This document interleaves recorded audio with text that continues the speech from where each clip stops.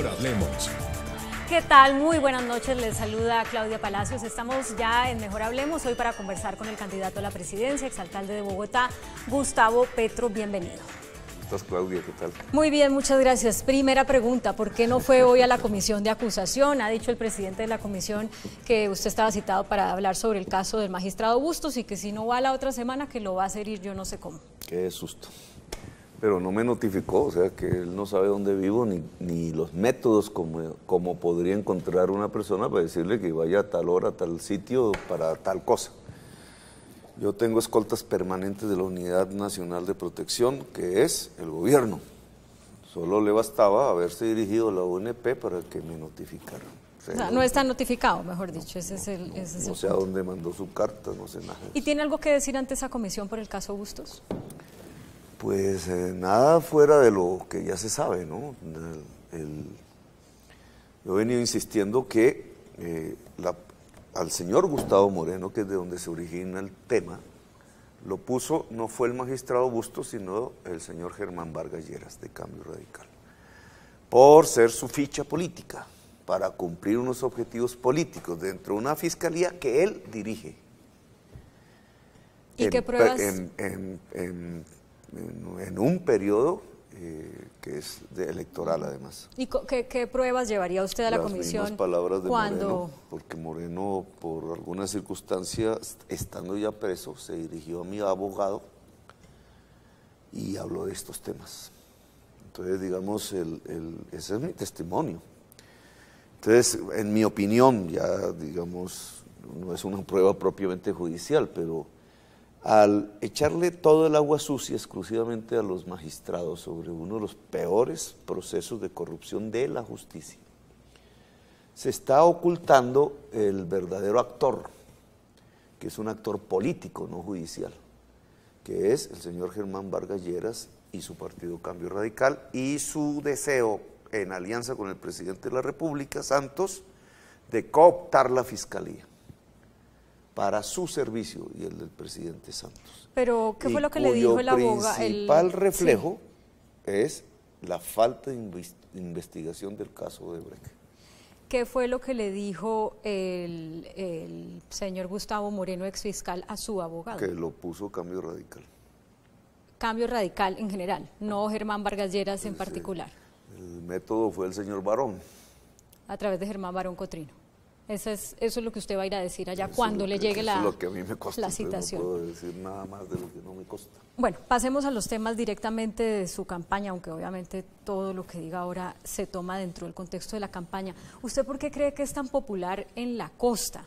Si usted no ha hecho política en la costa, no ha sido elegido allá como nada, ¿o qué es lo que usted ha hecho en la costa para tener esos niveles que le dan las encuestas? Dos cosas. Una es que yo soy de origen costeño. Bueno, pero es que Petro, el apellido Petro. Pero el apellido Petro, ¿no? Usted, porque usted ni siquiera habla como costeño. No, pero mi abuelo nació en San Pelayo, Córdoba. Toda la familia Petro está ahí casi en una bolsa de terreno. Bueno, pero vuelvo a la pregunta, ¿por qué cree que es tan popular más allá del apellido Petro? Ese es un elemento, digamos, yo soy oriundo de allá. Y el segundo elemento, que es cuando se conecta realmente la población conmigo, es en los debates de la parapolítica. En mi primer debate Sucre, que entre otras, fíjese usted, el primer preso es el primer preso parapolítico que la Corte Suprema toma, es el llamado alias Gordo García, senador de la República, que es precisamente el debate que yo hice. Yo hice el debate contra él, Salvador Arana, Eric Morris, etcétera. Ahí mostré el mapa regional de cómo se había articulado el paramilitarismo con la clase política, el narcotráfico, y hice después varios debates. Duré 10 años. Que esos índices son un agradecimiento de la gente a que usted develó lo de la Hice debates de varias regiones, entre otras el mejor debate que yo hice en el Parlamento colombiano fue el paramilitarismo en Antioquia, el más documentado, el más profundo, etcétera. Sin embargo, las reacciones de los dos pueblos, tanto del pueblo costeño como del pueblo antioqueño, son completamente diferentes. Mientras tú ves que creció pues, de manera el empoderamiento que el pueblo costeño ha hecho de mi candidatura, En cambio en Antioquia es lo contrario. Ya habría, digamos, oportunidad sociológica. ¿Por qué? ¿Cuál es su hipótesis? Mi hipótesis es que mientras en la costa el paramilitarismo entró como una invasión, rompiendo la cultura de la propia sociedad, desplazando violentamente el campesinado y destruyendo el tejido social y cultural caribeño, en Antioquia tuvo un nacimiento más del interior de la sociedad misma, más coherente con la sociedad que se estaba desarrollando allí. Recuerda, bueno, no sin estigmatizar regiones, pero una serie de grupos de limpieza social, ¿cierto? Empezaron a tener una legitimación en varias regiones de Antioquia, y el gobernador del entonces, Uribe, las legalizó a partir de las Convivir, que pasaron de tener 4.000 hombres en armas a 20.000. Sí. Pasemos a otro tema, porque aquí en televisión usted sabe cómo es esto de los tiempos. ¿Hace cuánto o cuándo fue la última vez que usted habló con el presidente Maduro? No, fíjate, no he hablado con el presidente Maduro. Una vez nos encontramos. ¿Nunca? No. ¿Nunca en la vida? Una vez nos encontramos cuando vino a posesionar a Santos, la posesión de Santos, que estaba allá, pues yo veía desde lejos, entonces veía la cara de Uribe cuando Santos se posesionó en el año 2010, y el otro estaba ahí al lado, y esa fue la única vez. Y después, en un evento que se hizo en Bolivia, que está en el internet, pero no fue un contacto personal, sino fue una serie de discursos sobre cambio climático. Entonces yo di uno como alcalde de Bogotá, otros presidentes siguieron, me correspondió hablar a nombre de Colombia, y él habló ahí. Y si compara los dos discursos entenderás las diferencias. ¿Cuáles son? Pues que él es como buena parte del sector venezolano que dirige esa sociedad, adicto al petróleo. Digamos, es una sociedad adicta al petróleo. Y yo soy lo contrario. Y básicamente por un tema fundamental, el petróleo y el carbón, que ha hecho monodependientes en sus exportaciones a Venezuela y a Colombia, está produciendo en el mundo, en su transformación industrial, el cambio climático, que es el principal problema de la humanidad. Entonces cualquier dirigente político responsable hoy en el mundo, de cualquier lengua, de cualquier incluso posición ideológica, sabe que el principal problema de la humanidad se llama cambio climático, y que la solución a ese problema, si es que alcanzamos a tenerla, pues es un tema de cronómetro contra la vida, es separarnos del carbón y del petróleo. Y entonces mi propuesta en Colombia, presidencial, consiste en decirle a los colombianos cómo en los próximos 4 años podemos organizar una transición para empezar a escaparnos del petróleo y del carbón y pasar a una economía productiva, agraria, productora de alimentos, de industrialización de esa agricultura y de industrialización y turismo del país. Si tú pones esa posición y comparas, por eso te invito a ver el YouTube, el discurso de Maduro.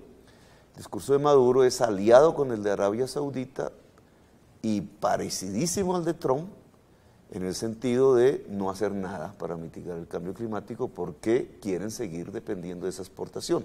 Si me lo permites, si quieres hacer una comparación entre Maduro, porque una pregunta de la ciudadanía tenía que ver con eso, ¿cierto? Sí, ahorita la vamos a oír. Si tú quieres hacer una comparación, lo estamos hablando desde el proyecto puramente económico, y quieres ver en Colombia qué se parece más a las acciones económicas que desarrolla Venezuela, encontrarás que Pastrana, Uribe, Santos y Vargas Lleras tienen la misma propuesta económica que Maduro. Aquí, fracking, para sacar los cunchos del petróleo que nos quedan, y carbón a la lata. Se genera, entre otras, el pillaje y la corrupción. Pero esa es la propuesta de todos 4, presidencial incluso. Allá también. Entonces, el grado de inteligencia de Pastrana, Uribe, Santos y Vargas Lleras es similar al de Maduro. Están en el mismo bando. Petro lo que está proponiendo es salir de ahí. Le propongo para un mejor entendimiento de la audiencia que nos diga exactamente en 4 años usted qué pasos daría para esa transición. ¿Qué pasaría con Ecopetrol? ¿Qué pasaría con las petroleras? ¿Qué pasaría con los yacimientos de carbón, de gas, de petróleo y los proyectos que hay costa afuera, por ejemplo? Sí, nosotros incluso deberías preguntar qué va a pasar con Reficar, porque creo que es la peor circunstancia que heredamos. La refinería, ¿cierto? sí. Que le metieron $4.000 millones y el efecto va a ser nulo en el inmediato, en el corto plazo. Pero el tema está en lo siguiente, hay que cambiar la matriz energética. Nosotros tenemos agua como materia prima fundamental de la energía eléctrica, pero hay que poner el sol. El sol nos permite una democratización del mercado de la energía eléctrica. Los problemas que ves en el Caribe, en San Andrés, en Medellín por la contaminación del aire, se resuelven drásticamente si inicias una utilización de la energía solar en los hogares de manera generalizada. Para eso necesitas el Estado y cambiar las normas. Pero entonces, ¿esto qué quiere decir? Los que vivimos en unos edificios, ¿qué va a pasar? ¿Vamos a tener unos paneles solares por decreto? ¿O cómo va a ser eso? No, es un problema de ganancia económica. Aquí en Bogotá yo puse en un colegio del distrito, que es el del acueducto, cambiamos todos los techos, pusimos paneles solares, eso ya hace 3 años, a ver cómo eran los números. El colegio ha ahorrado 93 millones de pesos en su factura a la fecha de energía eléctrica. ¿En cuántos años? En 3. Bogotá no es que sea propiamente una ciudad con muchas horas de sol, pero ya te da un ejemplo. Ese ejemplo sería más eficiente en la costa, etcétera, pero ¿qué es lo que te produce? Una reducción del costo de tu tarifa. El hogar tiene 2 opciones, si es de clase media, etcétera, tiene algún tipo de capacidad, pues examina los números y hace la inversión. ¿Ecopetrol qué rol jugaría Ecopetrol en un gobierno tiene suyo? que transitar de lo que es hoy a una gran generadora de energía solar y de energías limpias, no solamente en Colombia, sino en América Latina. O sea, no más exploración es la manera para lograr estabilidad laboral de los trabajadores, tanto de Ecopetrol como los del Cerrejón, como miles que hay en minas de carbón, que pueden quedar sin venta en el mundo, porque eso lo están sufriendo ya. Pero entonces, no más exploración, la exploración que está en marcha, si usted llegara a ser presidente, esa exploración por parte del Ecopetrol se acabaría. Nosotros no estamos explorando en este momento. Sí, lo la hemos salida oído que al está presidente dando, Ecopetrol decirlo. La salida que está dando tanto Ecopetrol como el gobierno Santos es el fracking. Y esto pues tiene que ser conocido públicamente, que es lo que llaman los sistemas no convencionales de extracción del petróleo. El fracking es un uso 10 veces más grande de agua que el uso convencional, que se inyecta a presión cada 50 pies en los pozos para romper las rocas y sacar el concho del petróleo. Y entiendo que usted no comulga con el fracking, pero aquí sí hay exploración. Mi punto es, si usted llega a ser presidente, eso se acaba. No hay fracking, se prohíbe, no va a haber fracking en Colombia porque el agua es más importante que el petróleo y es sustancial para el otro modelo, que es el que propongo, el de la agricultura y el de la industria. Sin agua no hay agricultura. Y nosotros nos separamos paulatinamente del petróleo y del carbón. ¿Por qué? Porque no van a dejar de comprarlo. Pero eso quiere decir suspender la exploración día 1 de su gobierno. ¿Día qué? Paulatinamente se va reduciendo. Paulatinamente. En la misma medida en que se va disminuyendo la demanda externa, y nosotros el esfuerzo que tenemos que hacer es, gracias a que se acaba la llamada enfermedad holandesa, es decir, el efecto revaluatorio que hace poco competitivo la agricultura y la industria en Colombia y la ruina a cambio de importaciones baratas.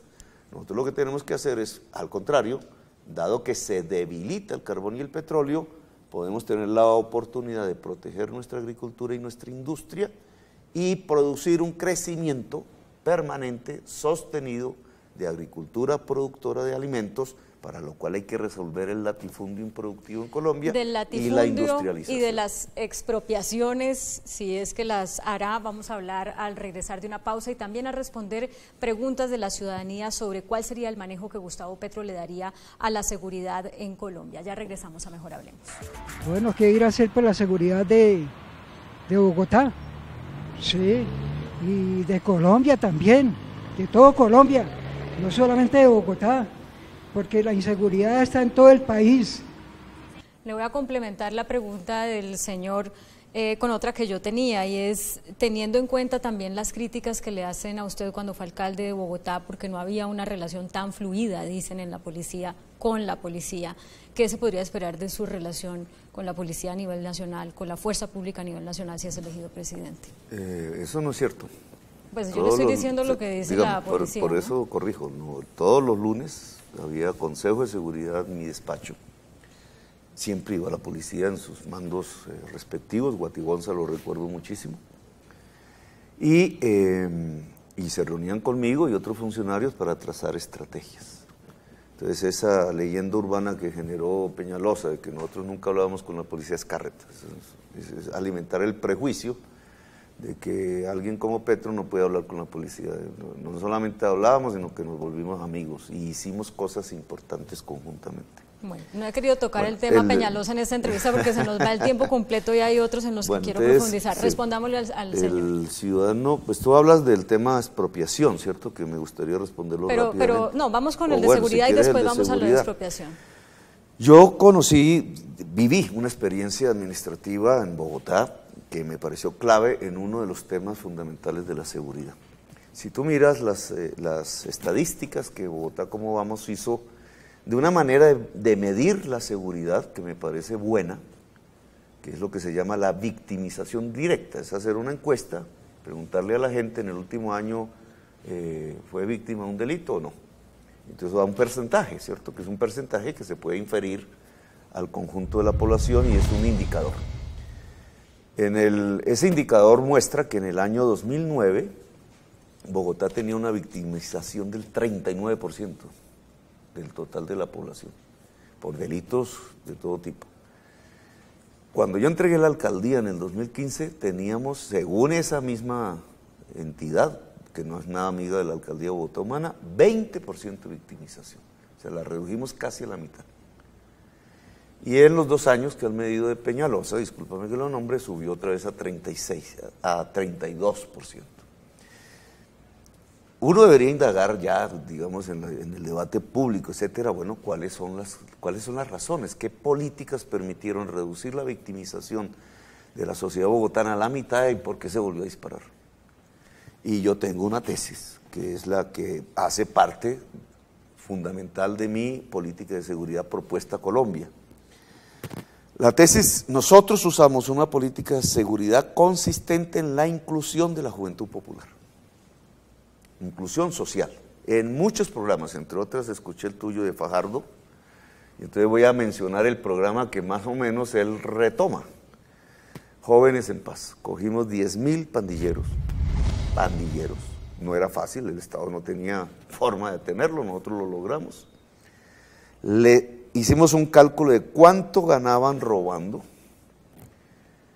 y eso se lo entregamos a cambio de estudio, trabajo social, y el resultado, ¿cuánto nos gastamos en eso? 100.000 millones de pesos para 10.000.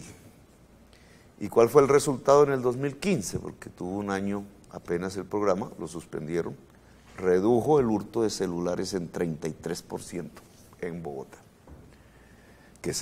Esta es una fuente que es esas llamadas que hacen las personas cuando les roban el celular a su empresa de celular. Y lo del hurto entonces, se le da la razón porque el hurto ha aumentado mucho en el último año, pero el homicidio no, al contrario, el homicidio sí se redujo con respecto a su alcaldía. El homicidio viene desde el año 93 en una tendencia a la baja que yo profundicé, digamos, con mi administración, y aún sigue a la baja, o sea, eso es un buen dato, porque finalmente Bogotá sale de lo que se puede llamar una ciudad violenta cuando baje su tasa del 10 por cada 100.000, 10 homicidios por cada 100.000 habitantes. Permítame que lo interrumpa porque tenemos que pasar a lo del latifundio y expropiación porque se nos acaba el tiempo del programa. Bueno, pero entonces, digamos, la inclusión juvenil es fundamental para la mejora de la seguridad.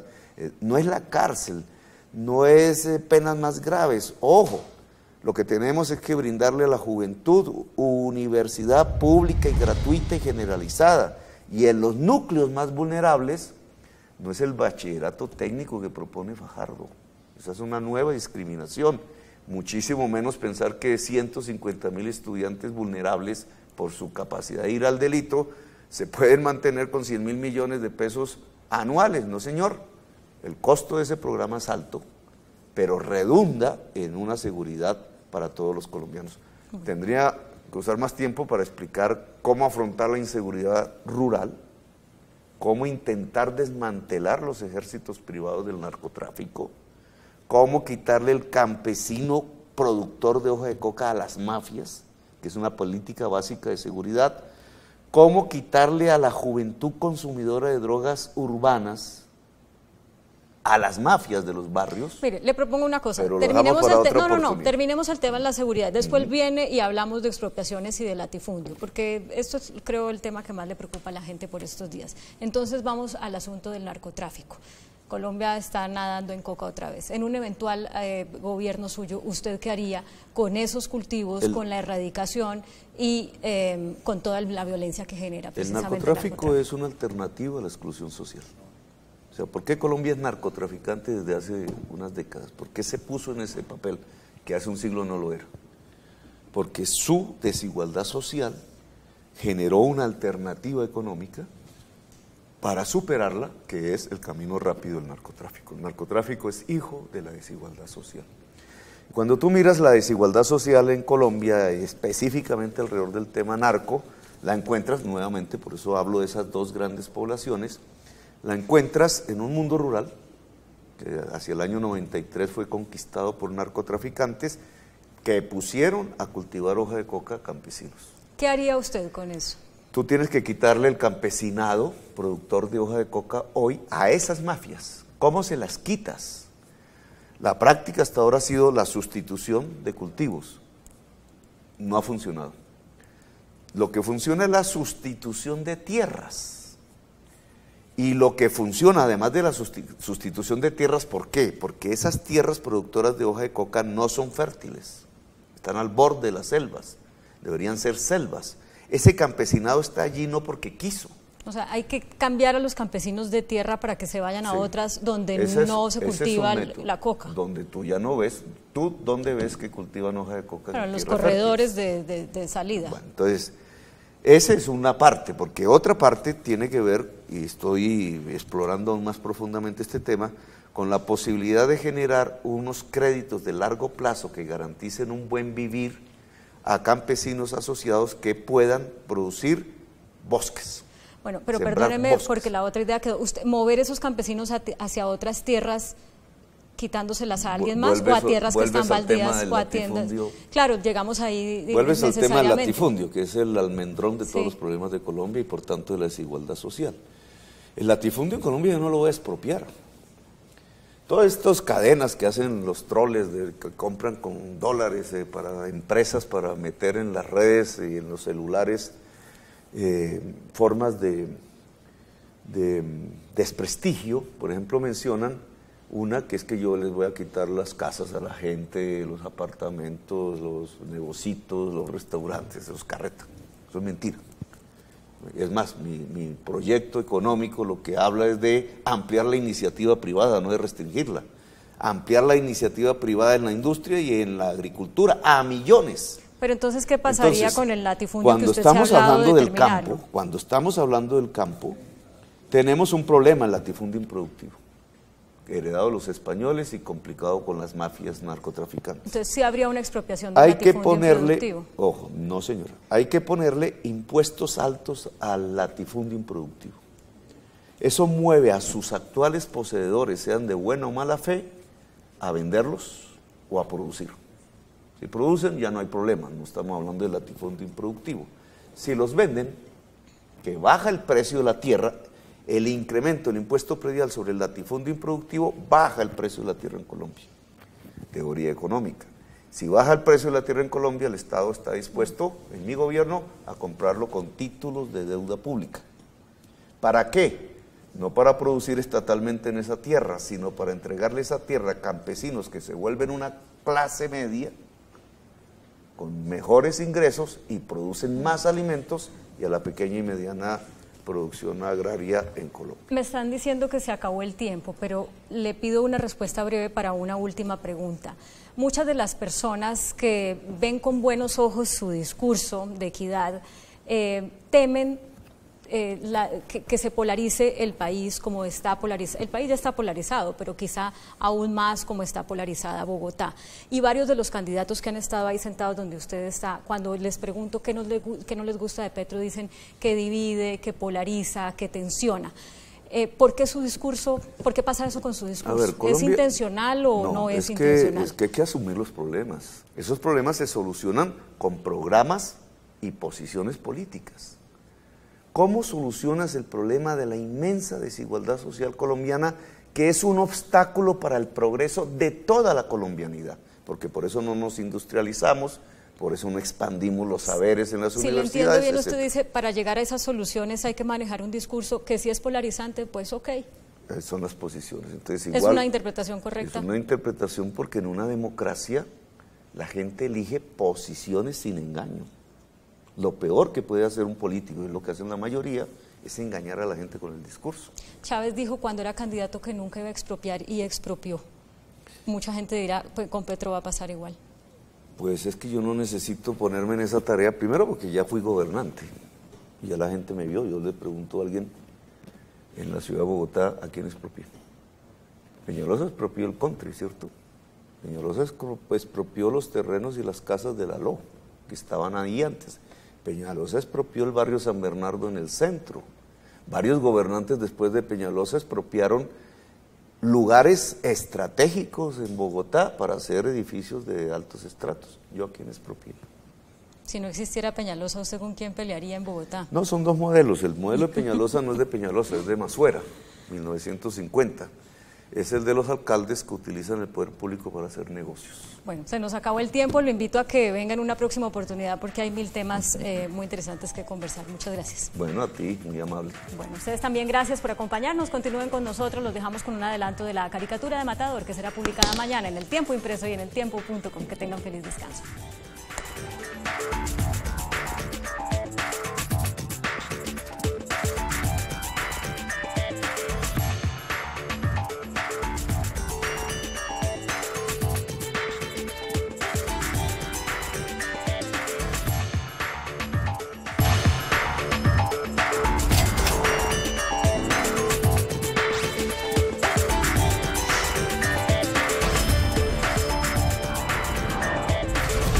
Mejor hablemos,